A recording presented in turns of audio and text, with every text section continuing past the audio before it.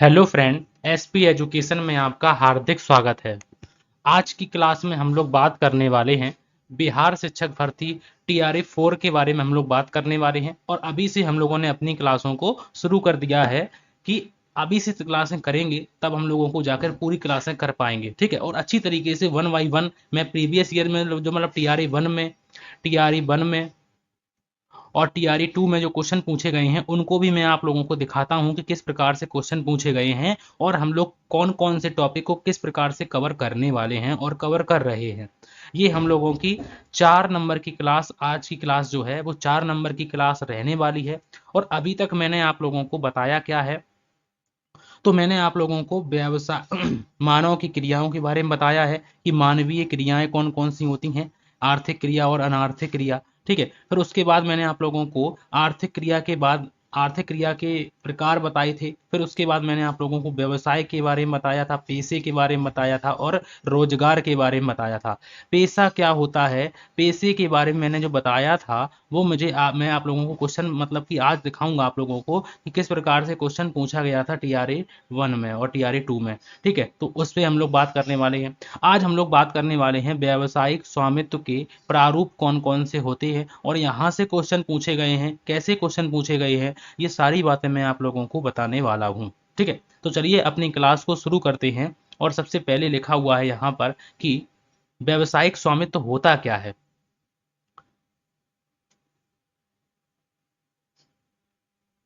सबसे पहले हम लोग पढ़ने वाले हैं व्यावसायिक स्वामित्व के बारे में। और लिखा हुआ है कि सबसे पहले व्यावसायिक स्वामित्व के अर्थ के बारे में जान लेते हैं कि व्यावसायिक स्वामित्व का अर्थ क्या होता है। तो साधारण भाषा में व्यावसायिक उपक्रम मतलब कि बिजनेस अंडरटेकिंग का अर्थ जो है, मतलब कि अर्थ या आशय है कि व्यावसायिक संस्था से है होता है। मतलब कि व्यावसायिक उपक्रम का अर्थ व्यावसायिक संस्था से होता है। इसे हम इसे व्यावसायिक कारोबार को चलाने के लिए एक स्वतंत्र इकाई के रूप में स्थापित किया जाता है।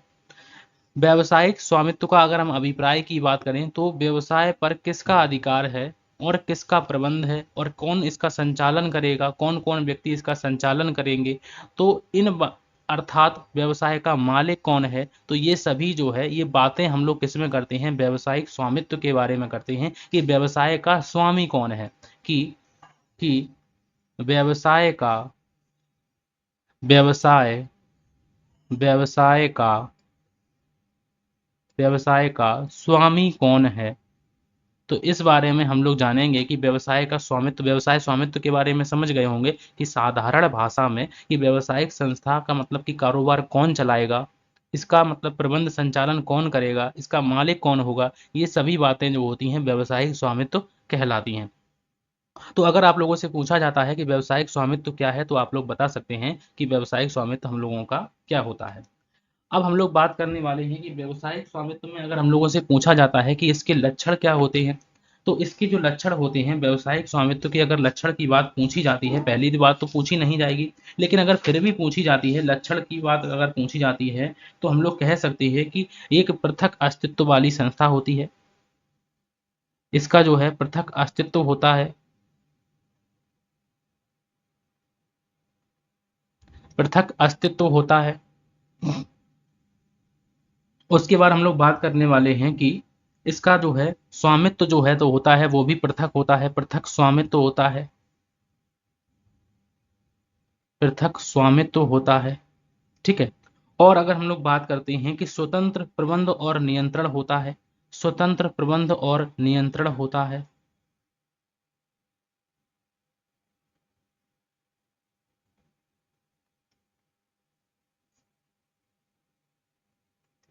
स्वतंत्र प्रबंध एवं नियंत्रण होता है। स्वतंत्र कार्य प्रणाली होती है, स्वतंत्र कार्य प्रणाली होती है। तो ये सभी बातें जो हैं व्यावसायिक स्वामित्व के लक्षण में आती हैं। तो याद रखिए कि ये व्यावसायिक स्वामित्व के क्या हैं, तो ये व्यावसायिक स्वामित्व के लक्षण हैं।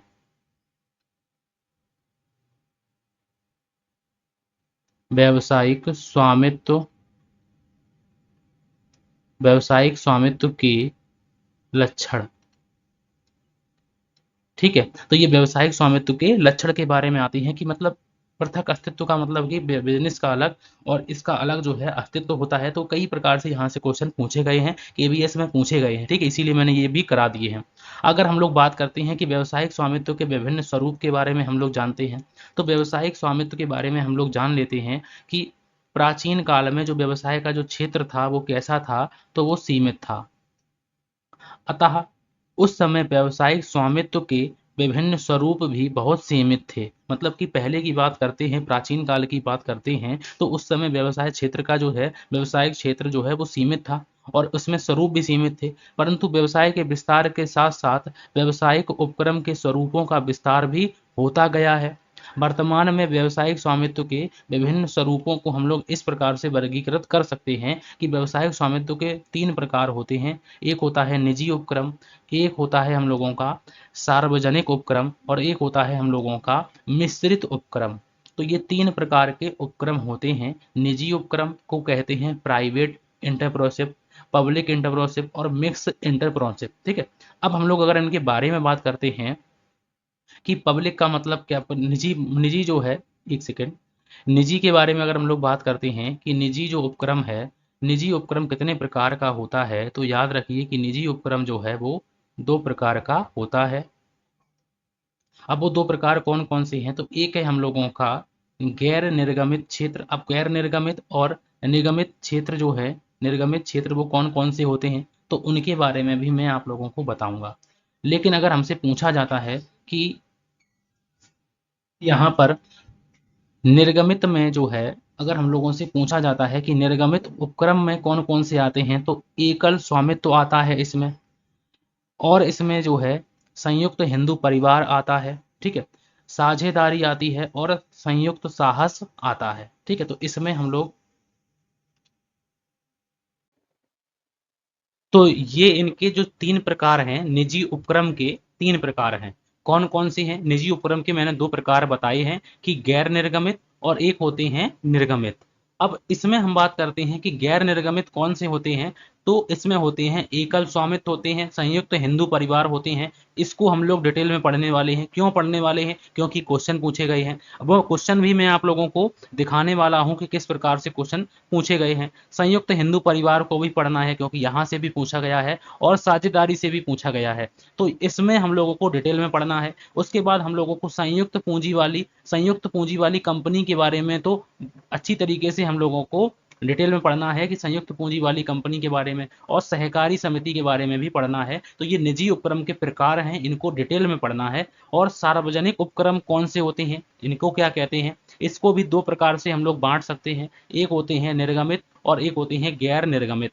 गैर निर्गमित में कौन से आते हैं, विभागीय संगठन आते हैं, जैसे रेलवे विभाग है, डाक पत्रकारिता विभाग है, इस प्रकार से। बोर्ड संगठन कौन से होते हैं, तो उनके बारे में बताएंगे। उसके बाद हम लोग पढ़ेंगे कि निर्गमित में कौन से आते हैं, तो निर्गमित में 3 प्रकार के आते हैं।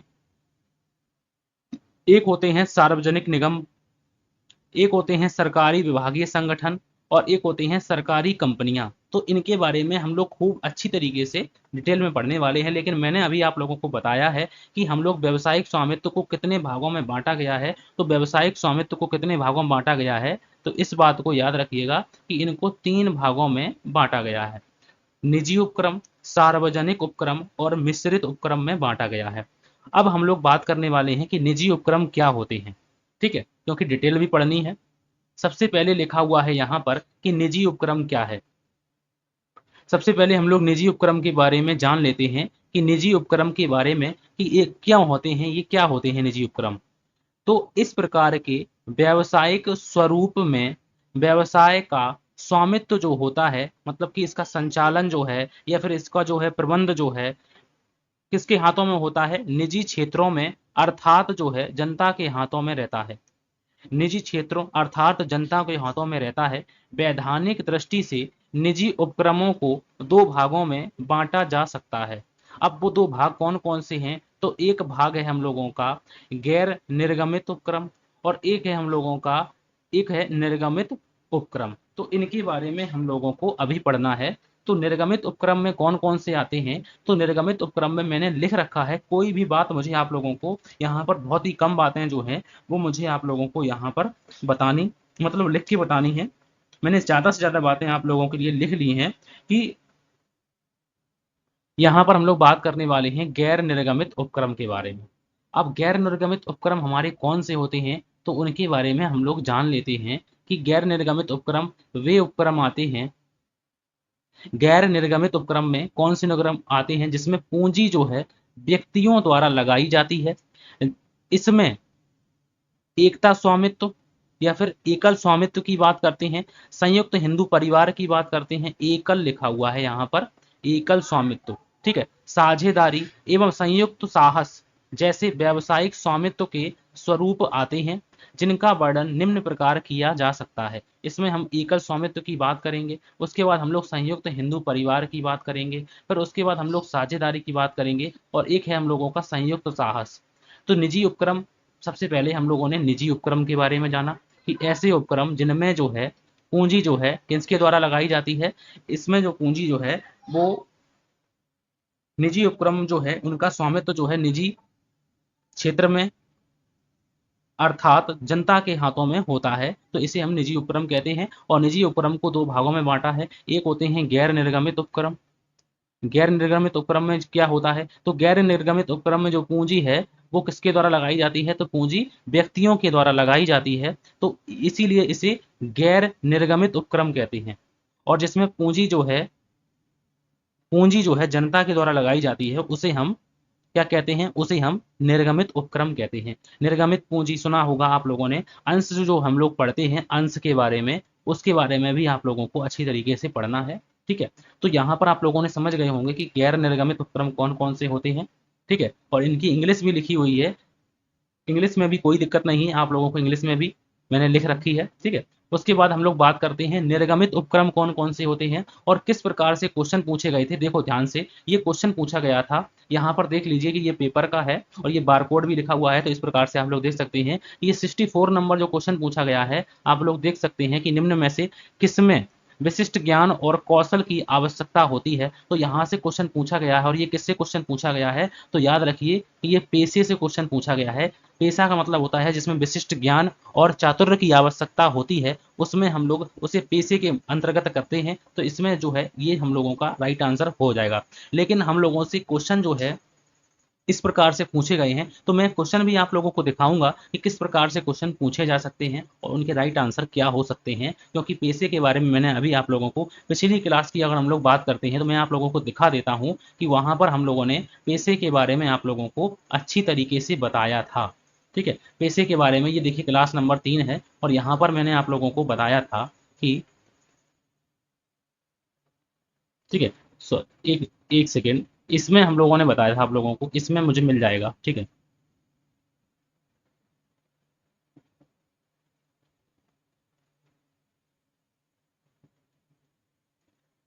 व्यवसाय, ठीक है, इसमें भी नहीं मिला हम लोगों को, तो हम लोगों को इसमें जरूर मिल जाएगा क्योंकि 1 क्लास में हम लोगों ने इसमें किया था, ठीक है।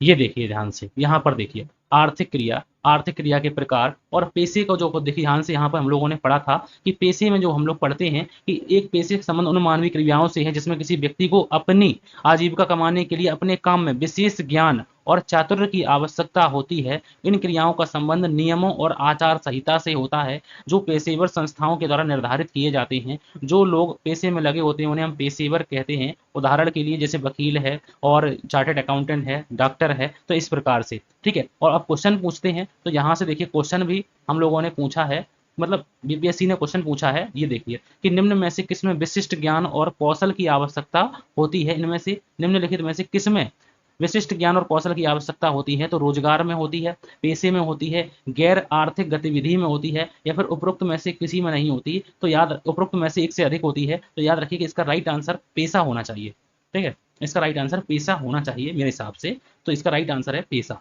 ठीक है। तो इस प्रकार से क्वेश्चन पूछे गए हैं, ठीक है, इस प्रकार से क्वेश्चन भी पूछे गए हैं। तो आगे बढ़ते हैं, और आगे लिखा हुआ है ये क्वेश्चन, ये देखिए क्वेश्चन में पूछे गए हैं इस प्रकार से। अभी मैं क्वेश्चन भी आप लोगों को बताऊंगा कि कहाँ से क्या क्वेश्चन पूछे गए हैं, लेकिन एक बात याद रखिए कि यहाँ पर जो हम लोग कर रहे थे कि निर्गमित उपक्रम, और निर्गमित उपक्रम में हम लोग जान लेते हैं कि निर्गमित उपक्रम का मतलब क्या है, कि इन उपक्रमों के अंतर्गत वे उपक्रम आते हैं जिनमें पूंजी जो है वो अंशों के निर्गमन द्वारा प्राप्त की जाती है। अब अंश क्या होते हैं मैंने पहले ही बताया है कि अंश को हम लोगों को बाद में पढ़ना है, ठीक है। इसमें पूंजी जो है, शेयर्स जो होते हैं, आप लोगों ने सुना होगा शेयर मार्केट, तो उसमें जो है पूंजी अंशों के द्वारा प्राप्त की जाती है, जिसमें उसे हम निर्गमित उपक्रम कहते हैं। अब निजी उपक्रम में हम लोगों ने इसमें जिनमें सदस्यों की संख्या जो है तुलनात्मक रूप से अधिक होती है, इसमें संयुक्त पूंजी वाली कंपनी और सहकारी समिति को शामिल किया जाता है। तो इसमें संयुक्त पूंजी वाली कंपनी और सहकारी समिति को हम लोगों ने शामिल किया है। इसके बारे में डिटेल में पढ़ेंगे हम लोग, ठीक है। अब ऐसा नहीं है कि हम लोग यहीं से डायरेक्ट शुरुआत कर दें, नहीं, पहले हम लोग क्रम वाइज चलेंगे, एक एक बात को आप लोगों को बताएंगे, क्योंकि आप लोगों ने देखा होगा कि हम क्वेश्चन भी आप लोगों को दिखाते हैं कि किस प्रकार से क्वेश्चन पूछे गए हैं और किस प्रकार से हम लोगों के राइट आंसर हम लोग कर सकते हैं उनके, ठीक है। अब हम लोग आगे बढ़ते हैं और आगे लिखा हुआ है, आगे हम लोग क्वेश्चन की बात बाद में करेंगे। सबसे पहले हम लोग अपने टॉपिक को कवर कर ले कि हम लोगों ने 3 प्रकार के उपक्रम पढ़ रहे हैं। इसमें हम लोग निजी उपक्रम को कर चुके हैं, उसमें हम लोग क्या कर चुके हैं, हाँ, यहाँ पर क्वेश्चन की बात कर लेते हैं पहले। सबसे पहले यहाँ पर क्वेश्चन पूछा गया है, ध्यान से देखिए, यहाँ पर क्वेश्चन पूछा गया है 130 नंबर क्वेश्चन, देखिए आप लोग ध्यान से। 130 नंबर क्वेश्चन जो है आप लोगों को दिख रहा होगा कि व्यवसाय में सर्वाधिक प्रख्यात प्रकार है, सर्वाधिक प्रख्यात प्रकार है, एकल स्वामी है, कंपनी है, पार्टनरशिप है। जब हम लोग इनको पढ़ेंगे, अब एकल स्वामी को हम लोगों को पढ़ना है, कंपनी के बारे में पढ़ना है, और साझेदारी के बारे में जिसे पार्टनरशिप कहते हैं आप पढ़ना पड़ेगा, तभी हम लोग पता पाएंगे कि व्यवसाय में सर्वाधिक प्रख्यात प्रकार कौन सा है। अब उसके बाद यहाँ पर देखिए, एक क्वेश्चन यहां से पूछा गया है 131 नंबर क्वेश्चन, ध्यान से देखिए कि सहकारी संस्था की प्रमुख भूमिका है। अब सहकारी समिति की बात करें या सहकारी संस्था की बात करें, तो उसमें भी हम लोगों को सहकारी संस्था के बारे में पढ़ना है, सहकारी संस्था के बारे में पढ़ना होगा, ठीक है। और देखिए क्वेश्चन की किस प्रकार से क्वेश्चन पूछे गए हैं, ये क्वेश्चन तो मैं आप लोगों को कराऊंगा ही कराऊंगा, साथ ही में बताऊंगा अभी, ठीक है। अब मैंने यहाँ पर क्वेश्चन निकाले हैं, यहाँ पर देखिए ध्यान से, ये देखिए क्वेश्चन, यहाँ पर देखिए क्वेश्चन नंबर 82 को देखिए, ये दूसरे वाले TRF 2 में या 1 में पूछा गए हैं, अलग अलग पेपरों से, अलग अलग मैंने पेपरों के निकाले हैं, उनका अध्ययन किया है। यहाँ पर मैं आप लोगों को भी दिखा रहा हूँ कि किस प्रकार से हम लोग तैयारियां अपनी करते हैं, एग्जाम को, पिछले एग्जामों को ध्यान में रखते हम लोगों को तैयारी अच्छी तरीके से करनी है। एकल स्वामित्व का निम्न में से कौन सा जो है लाभ है, अब एकल स्वामित्व करेंगे तब हम लोगों को इन क्वेश्चनों को आंसर दे पाएंगे और अच्छी तरीके से दे पाएंगे। लाभ से क्वेश्चन पूछा गया है, विशेषताओं से पूछा है, सीमाओं से क्वेश्चन पूछा गया है, तो अब भी हम लोग कर सकते हैं। उसके बाद हम लोगों से एक क्वेश्चन और पूछा गया है 83 नंबर पर, देखिए कि एक सार्वजनिक उद्यम जो है, उद्यम संगठन का जो रूप अपना सकता है उसमें क्या कहते हैं, तो मैंने कहा था कि हम लोगों को विभागीय उपक्रम, ठीक है, सहकारी समिति और वैधानिक निगम के बारे में भी पढ़ना होगा, तो इनके बारे में भी हम लोगों को डिटेल में पढ़ना होगा, ठीक है। यहाँ से क्वेश्चन देख लीजिए ध्यान से कि ये 2 क्वेश्चन मैंने आप लोगों को बताए हैं, ठीक है। और भी क्वेश्चन हैं, उनको भी मैं आप लोगों को दिखाऊंगा, साथ ही साथ में कराऊंगा। बस आप लोग यहाँ से जुड़े रहिए, एसपी एजुकेशन चैनल को ज़्यादा से ज़्यादा सब्सक्राइब करिए, ठीक है। और मैंने आप लोगों के लिए एक चीज़ और बनाई है, एक चीज़ और शुरू की है आप लोगों के लिए, कि शॉर्ट्स वीडियो, जो शॉर्ट्स वीडियो हैं, आप लोग शॉर्ट्स में, मतलब कि अब आप लोग मनोरंजन में भी आप लोग अपना अध्ययन कर सकते हैं। मतलब मैंने बिहार एस्टेट की बात करें, चाहे बीपीएससी की बात करें, चाहे यूपी टीजीटी की बात करें, तो मैंने बिहार एस्टेट जो है क्वेश्चन पूछे गए हैं बिहार एस्टेट में, और अभी कब 9/9/2023 को एग्जाम हुआ था, बिहार एस्टेट ऑनलाइन एग्जाम हुआ था, तो उसके मैं क्वेश्चन आप लोगों से यहाँ पर शॉर्ट्स के माध्यम से आप लोगों को सारे क्वेश्चन करा रहा हूँ। उसमें 10 क्वेश्चन मैंने यहाँ पर शॉर्ट्स के, मतलब कि शॉर्ट्स के थ्रू आप लोगों को अपलोड भी कर दिए हैं, तो उनको भी आप लोग देखिए। और बिहार के जो क्वेश्चन है, मतलब क्वेश्चन पेपर अगर आप लोग मांगते हैं तो वो भी मैं आप लोगों को सेंड कर दूंगा, और शॉर्ट्स के माध्यम से आप लोग अपनी तैयारी को और अच्छा कर सकते हैं, रील्स देखने के साथ भी आप लोग यहाँ पर कर सकते हैं। इस तरीके से तैयारी हम लोग करेंगे कि मनोरंजन में भी तैयारी हो जाएगी। सार्वजनिक उपक्रम कौन से होते हैं उनके बारे में जान लेते हैं कि सार्वजनिक उपक्रम वे होते हैं जिनमें सरकार का हाथ हो। सार्वजनिक उपक्रम व्यवसाय का वह रूप होते हैं, वह स्वरूप होते हैं जो सरकार द्वारा निर्गमित, प्रबंधित, मतलब कि मैनेजमेंट किया जाता है, उसका संचालन किया जाता है और नियंत्रण किया जाता है, किसके द्वारा, सरकार के द्वारा। किसके द्वारा किया जाता है, सरकार के द्वारा मैनेजमेंट किया जाता है, डायरेक्शन किया जाता है, कंट्रोलिंग की जाती है। तो इनको हम लोग 2 भागों में बांटा गया है, मतलब सार्वजनिक उपक्रम को भी दो भागों में बांटा गया है। एक है हम लोगों के गैर निर्गमित उपक्रम। तो गैर निर्गमित उपक्रम के बारे में जानेंगे कि गैर निर्गमित उपक्रम कौन कौन से हैं। तो उसमें हम लोग पढ़ेंगे विभागीय संगठन, मैंने अभी आप लोगों को कहा है विभागीय संगठन के बारे में पढ़ना है। बोर्ड संगठन के बारे में पढ़ना है हम लोगों को, क्योंकि ये सार्वजनिक उपक्रम में गैर निर्गमित उपक्रम के पार्ट हैं। ठीक है, उसके बाद हम लोगों को पढ़ना है नेक्स्ट में, और दूसरा जो भाग है वो है निर्गमित उपक्रम। और निर्गमित उपक्रम तीन प्रकार के होते हैं। सार्वजनिक निगम होते हैं, पब्लिक कॉरपोरेशन होते हैं, सरकारी विभाग होते हैं और सरकारी कंपनियां होती हैं। तो इनके बारे में भी हम लोगों को पढ़ना है। अब अभी हम लोग थोड़ा थोड़ा आप लोगों को मान दो दो लाइनें यहाँ पर करा देते हैं, लेकिन उससे कंप्लीट क्यों, उससे कंप्लीट नहीं होता है। सारा टॉपिक तभी कंप्लीट होगा जब हम एक एक चीज उसके बारे में समझें, उसके लाभ क्या है, उसके दोष क्या हैं, इन सभी को अच्छी तरीके से अध्ययन करेंगे, तभी हम लोग तैयारी को पूरा होगा। ऐसा नहीं है कि थोड़ी थोड़ी तैयारी कर ली, पेड बैच तो अपना है नहीं कोई, यहीं पर डिटेल बैच पढ़ाना है। ठीक है, अब मिश्रित उपक्रम के बारे में जान लेते हैं कि मिश्रित उपक्रम क्या होते हैं। तो ये मैंने आप लोगों को बताए हैं कि व्यावसायिक स्वामित्व के प्रकार। मैं क्या बता रहा हूं आप लोगों को, व्यावसायिक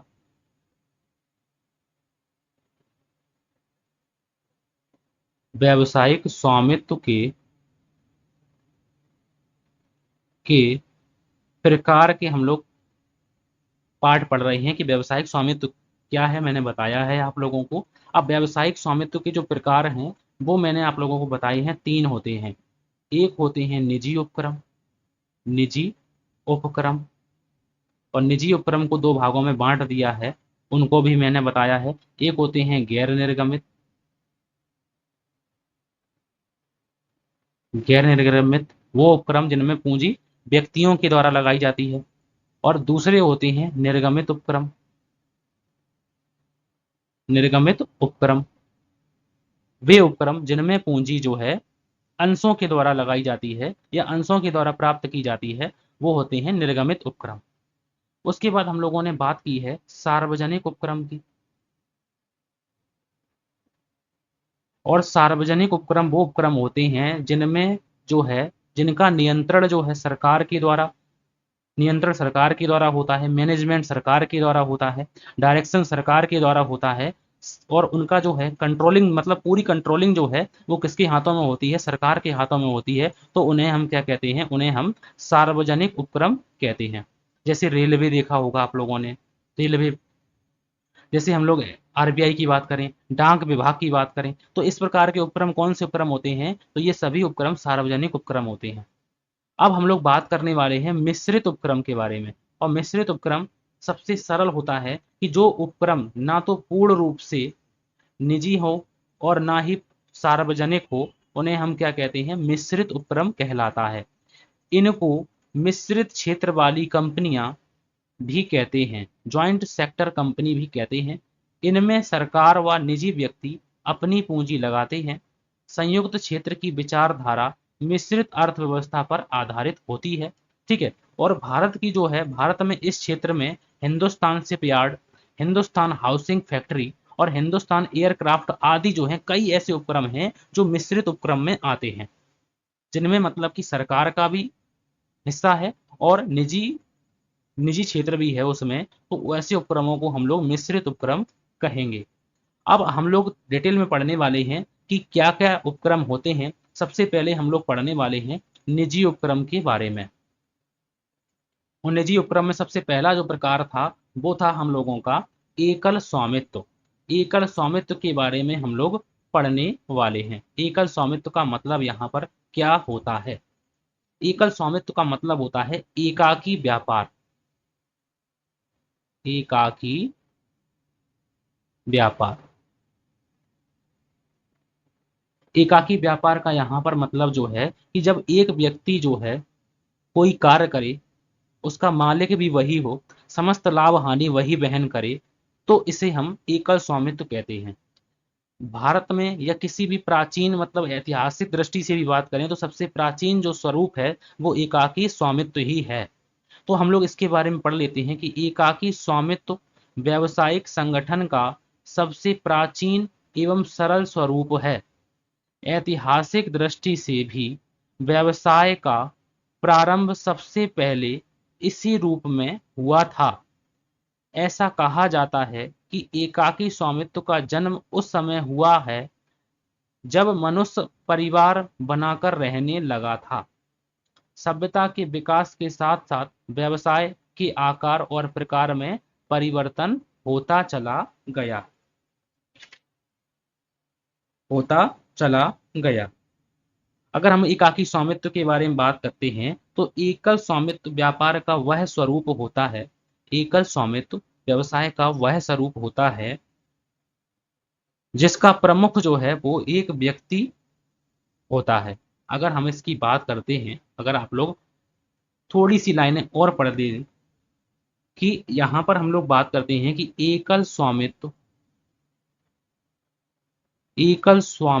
वैसे तो आप लोगों को समझ में आ गया होगा कि बिल्कुल सरल बात है ये तो, कि व्यावसायिक स्वामित्व व्यापार का वह स्वरूप है, व्यापार का वह स्वरूप है, वह स्वरूप है जिसका प्रमुख एक ही व्यक्ति, जिसका प्रमुख एक ही व्यक्ति, एक ही व्यक्ति होता है। ठीक है, तो ये बात जो है, ये बात हम लोगों को समझ में आ रही है कि एकल स्वामित्व का मतलब है जब कोई व्यक्ति, जैसे मान लो कि ये एक सब्जी वाला है और ये एक सब्जी वाला है, यहाँ पर उसने सब्जियां लगा रखी हैं। ठीक है, यहाँ पर वो बैठा है और यहाँ पर उसने ये सब्जियां लगा रखी हैं। अब जब वो सब्जी लेने जाएगा तो वो व्यापार को बंद कर रखेगा। लेकिन यहाँ पर अगर हम लोग बात करते हैं तो उसने पूंजी, एक व्यक्ति ने अपनी पूंजी अपने हिसाब से लगाई होगी, पूंजी लगाई होगी। ठीक है, समस्त लाभ हानि का विभाजन वही करेगा। ठीक है, व्यक्तिगत उसको संपर्क स्थापित करेगा क्योंकि लोगों से डायरेक्ट मिलेगा। ठीक है, तो इस प्रकार से ये कई जो हैं इनकी विशेषताएं होती हैं। तो एकल स्वामित्व का मतलब होता है यहाँ पर कि व्यवसायिक संगठन का सबसे प्राचीन स्वरूप है। इस बात को याद रखिएगा, सबसे प्राचीन स्वरूप, क्योंकि यहाँ से क्वेश्चन केबीएस में, डीएसएसबी में पूछा गया है। अगर हम बात करते हैं कि ऐतिहासिक दृष्टि से सबसे पुराना जो है वो कौन सा है, तो एकल स्वामित्व है। एकल स्वामित्व का मतलब क्या है कि मतलब जिसमें पूंजी जो है एक व्यक्ति के द्वारा लगाई जाती है, समस्त लाभ हानि उसके द्वारा ही वहन किए जाते हैं, तो उसे हम एकल स्वामित्व कहते हैं। अब यहाँ पर एक बात कही थी जेम्स स्टीफेंसन ने कि कॉमा इन्वर्टेड कॉमा की एकाकी व्यवसायी से अभिप्राय उस व्यक्ति से है जो समस्त कारोबार स्वयं करके स्वयं अपने लिए करता है। तो ये बात कही थी स्टीफेंसन ने, तो ये परिभाषा भी कभी कभी पूछी जाती है। ठीक है, अब यहाँ पर इनके अन्य नाम की बात आती है कि एकल स्वामी या एकाकी स्वामित्व के अन्य नाम क्या क्या हैं। तो अन्य नाम से भी कई बार क्वेश्चन पूछे गए हैं कि एकाकी स्वामित्व को अन्य नामों से क्या क्या जानते हैं। तो एकाकी स्वामित्व को व्यक्तिगत साहसी भी कहते हैं। उसके बाद दूसरा नाम है कि व्यक्तिगत व्यवस्थापक भी कहते हैं। तीसरा नाम है एकल स्वामी भी कहते हैं और चौथा नाम है एकाकी स्वामित्व आदि नामों से इसे पुकारा जाता है। ठीक है, अब इसके व्यक्ति की बात करें, चाहे अगर हम व्यक्ति को बोलना चाहें तो व्यक्तिगत एकल एकाकी स्वामित्व को व्यक्तिगत साहसी भी कहते हैं, व्यक्तिगत व्यवस्थापक भी कह सकते हैं, सोल ओनर भी कह सकते हैं और एकाकी स्वामित्व भी कह सकते हैं। तो इस प्रकार से कोई नाम ज्यादा कठिन नहीं है, याद हो जाएंगे। अन्य नाम भी याद रखने हैं क्योंकि पूछे जा सकते हैं। ठीक है, समझ रहे ना आप लोग। अब हम लोग बात करते हैं एकाकी स्वामित्व के लक्षण क्या क्या हैं। एकाकी स्वामित्व के लक्षण क्या क्या हैं। सबसे पहला जो लक्षण है इसके बारे में जान लेते हैं कि सबसे पहला लक्षण जो लिखा हुआ है कि एकल स्वामित्व होता है। इसमें मतलब कि जो इसका स्वामी होता है वो एक व्यक्ति होता है। इसका स्वामी, इसका स्वामी, इसका स्वामी एक व्यक्ति, एक व्यक्ति होता है, तो इसीलिए इसे एकल स्वामित्व कहते हैं। ठीक है, दूसरा नंबर लिखा हुआ है कि लाभ पर एकाधिकार, मतलब कि जो व्यक्ति पूंजी लगाएगा समस्त समस्त जो है हानियों को वही देखेगा। तो भाई लाभ, लाभ पर भी तो उसी का अधिकार होगा, लाभ भी तो उसी को मिलेगा, एकाधिकार होगा। ठीक है, तो इसे लाभ पर एकाधिकार, ये भी इसकी एक विशेषता है। उसके बाद असीमित दायित्व होता है। तो ये क्वेश्चन तो आप लोग याद रखिए कि ये कई बार क्वेश्चन पूछा गया है और बीपीएससी में हम लोगों से ये क्वेश्चन पूछा गया था। ये क्वेश्चन तो कई बार पूछा गया है, कई एग्जामों में पूछा गया है कि एकाकी स्वामित्व में जो है, एकाकी स्वामित्व का जो है दायित्व कैसा होता है, एकाकी स्वामित्व का दायित्व कैसा होता है, या एकाकी व्यापारी का स्वामित्व कैसा होता है, तो असीमित दायित्व होता है, याद रखिएगा। उसके बाद जो है नेक्स्ट लिखा हुआ है कि एकाकी प्रबंध होता है, क्योंकि वो जब एक व्यक्ति सारा काम करेगा तो मैनेजमेंट भी तो वही करेगा, तो इसीलिए एकाकी प्रबंध भी एक तरीके से इसका एक लक्षण है या विशेषता है। उसके बाद यहाँ पर बात करते हैं वैधानिक उपचारों से मुक्ति। वैधानिक उपचारों का मतलब है कि हमें लीगल कोई फॉर्मेलिटी नहीं करनी है। अगर हमें मान लो दुकान खोलनी है तो हमें कोई कागजात नहीं बनाने पड़ते हैं, ठीक है, हमें बस उसके लिए उसके प्रति रुचि होनी चाहिए, काम के प्रति, और थोड़ा सा मतलब पूंजी होनी चाहिए, तो वैधानिक उपचारों से मुक्ति भी होती है। उसके बाद इसमें बात करते हैं सीमित कार्य क्षेत्र होता है। ऐसा नहीं है कि एक व्यक्ति जो है कितना देखेगा, लिमिटेड एरिया होगा ना, उसी में तो वो देख पाएगा, तो इसीलिए इसका जो क्षेत्र होता है वो लिमिटेड होता है। उसके बाद पूंजी पर एकाधिपत्य होता है। पूंजी पर एकाधिपत्य का मतलब है जब पूंजी खुद लगाई है उसने, सोल ओनरशिप, तो वही पूंजी उसका अधिकार होगा, एकाधिपत्य होगा, ठीक है। और व्यवसाय के चुनाव में रुचि होगी, उसके व्यवसाय के चुनाव में, सॉरी, स्वतंत्रता होगी, मतलब कि वो जो व्यवसाय चुनेगा वो अपनी मर्जी से चुनेगा, वो उसके लिए स्वतंत्र है। अब पार्टनरशिप में ऐसा नहीं होता है। जो पार्टनर, आपका पार्टनर मतलब कि जैसे आप हैं और दूसरा पार्टनर है, दोनों लोग उस काम के प्रति राजी हों तभी वो साझेदारी में काम होगा। लेकिन एकाकी व्यापार में ऐसा नहीं होता है। एकाकी व्यापार में आप व्यवसाय चुनने के लिए स्वतंत्र हैं, ठीक है। तो ये इनके लक्षण हैं, ये महत्वपूर्ण लक्षण हैं, ये मैंने लिखा दिए हैं। और भी लक्षण होते हैं लेकिन आप लोगों को समझ में आ जाएंगे क्योंकि वो लक्षण एकाकी स्वामित्व से मेल खाते हैं। अब बात आती है एकाकी स्वामित्व के गुण या लाभ, क्योंकि यहाँ से क्वेश्चन पूछा गया है, ठीक है, सॉरी, यहाँ से क्वेश्चन पूछा गया है, बीपीएससी में यहाँ से नहीं पूछा गया है, ठीक है। तो यहाँ से क्वेश्चन पूछा गया है एकाकी स्वामित्व के गुण अथवा लाभ। अब यहाँ पर बात आती है सबसे पहला लाभ इसमें क्या है।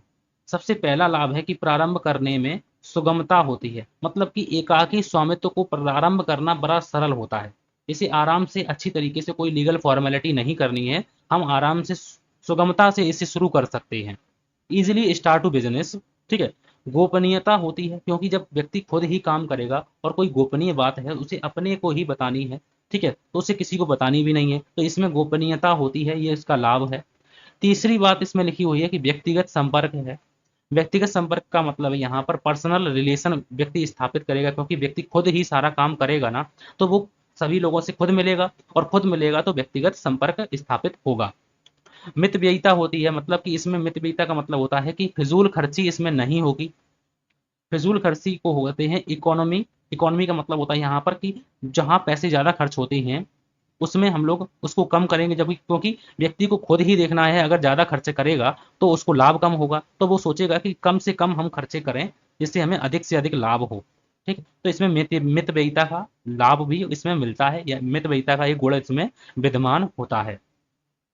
शीघ्र निर्णय की बात आती है, शीघ्र निर्णय भी ले सकते हैं हम लोग। जब एक व्यक्ति खुद काम करेगा तो वो उसे निर्णय भी खुद ही लेना होगा, और वो शीघ्र निर्णय भी ले सकता है। पार्टनरशिप में ऐसा नहीं होता है कि मान लो राम और श्याम दो पार्टनर हैं, श्याम कहीं चले गए हैं, तब जब तक श्याम नहीं आ जाते हैं तब तक वो निर्णय नहीं ले सकता है, तो इसमें जो है निर्णय में देरी हो जाती है, कभी कभी तो लाभ भी निकल जाता है हाथों से, ऐसा साझेदारी में होता है, ठीक है, यहाँ पर इसमें नहीं होता है। उसके बाद हम लोग बात करते हैं समन्वय की सुविधा। समन्वय मतलब कि आपस में कोऑर्डिनेशन भी सुविधा मिलेगी। उसके बाद यहाँ पर लिखा हुआ है कि ऋणों को प्राप्त करने में सुगमता होगी, क्योंकि ऋणों को प्राप्त करने में सुगमता होगी क्योंकि हमें खुद ऋण चाहिए और उसको हम आराम से इजी तरीके से ले सकते हैं, तो एक तरीके से ये हम लोगों के ऋणों को प्राप्त करने में सुगमता होती है। अगर हमारे व्यापार जो है, व्यापार अच्छे ढंग से अगर हम चला रहा है या फिर हम चला रहे हैं, ठीक है, तो ख्याति अच्छी होगी, और जब ख्याति अच्छी होगी तो हमें ऋण भी जल्दी से मिल जाएगा, ठीक है। उसके बाद कठिन परिश्रम के लिए प्रेरणा जो है, कठिन परिश्रम के लिए मतलब प्रेरणा का मतलब है कि एकाकी स्वामित्व जो है, जितना अधिक जो है परिश्रम करेगा उसे जो उतना ही अधिक लाभ मिलेगा। अगर हम लोग जैसे बात करते हैं, हम लोग जितनी मेहनत ज़्यादा करेंगे जितना ही सिलेक्शन ज़्यादा चांस होंगे हम लोगों के, सेल्फ स्टडी भी करेंगे तो तभी हम लोगों का ज़्यादा मतलब कि हम लोगों के चांस रहेंगे एग्जाम में पास होने के।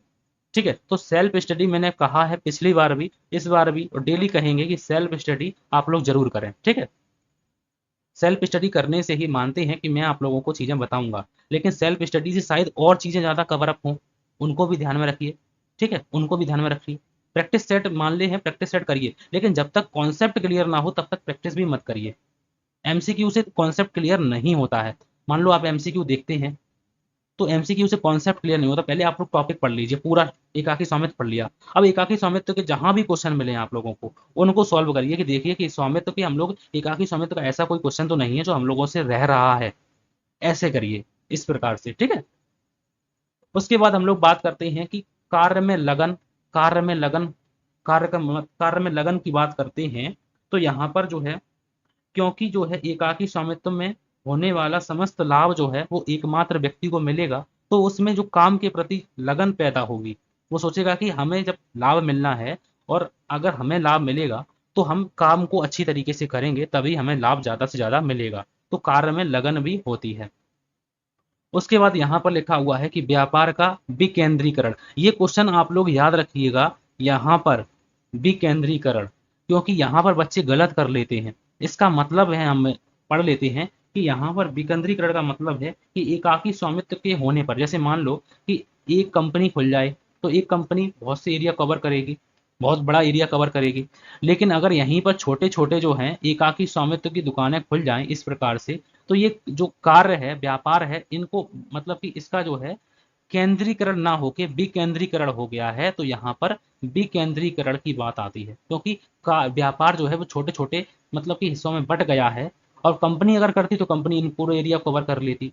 तो यहाँ पर जो है केंद्रीकरण हो जाता, यहाँ पर क्या हो जाता, केंद्रीयकरण हो जाता, कि मतलब सारा का सारा फोकस कंपनी पर होता। लेकिन यहाँ पर फोकस किस पर है, तो अगर ये इसने अगर मान लो रेट बढ़ा दिए हैं तो आदमी इससे खरीद लेगा, अगर इसने बढ़ा दिया तो इससे खरीदेगा, तो मतलब यहाँ पर कंपटीशन बना रहेगा। तो इसलिए विकेंद्रीकरण का गुण इसमें होता है, व्यापार का विकेंद्रीकरण। इसको आईएमपी मैंने कर दिया है और इसको मैं अंडरलाइन भी, हाईलाइट भी कर देता हूँ, याद रखिएगा। ठीक है, और लास्ट इसमें लिखा हुआ है कि पैतृक ख्याति का लाभ, पैतृक ख्याति का लाभ भी मिलता है। मान लो कि आपके जो पूर्वज हैं काम करते हैं वही, और आपने भी वही काम कर लिया है, तो इस प्रकार से पैतृक ख्याति का लाभ भी हम लोगों को इसमें मिलता है। ठीक है, तो अब यहाँ से क्वेश्चन पढ़िए आप लोग, ये क्वेश्चन करिए, और ये क्वेश्चन पूछा गया क्वेश्चन है, ये देखिए आप लोगों को कि यहाँ पर ये क्वेश्चन 2023-24 में बीपीएससी ने पूछा था और बिजनेस स्टडी के पोर्शन में पूछा था हम लोगों से।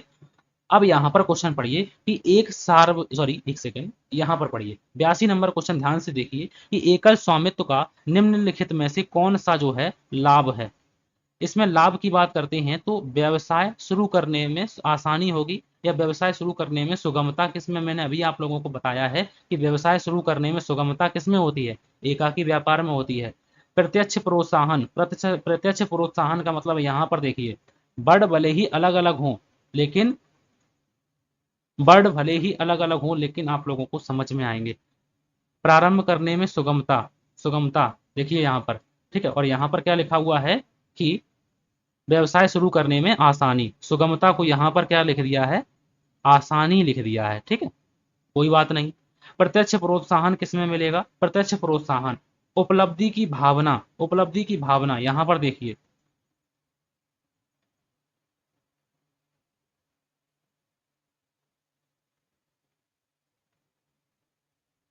उपलब्धि की भावना, उपलब्धि की भावना की बात अगर हम लोग करते हैं तो यहाँ पर हम लोग बात करते हैं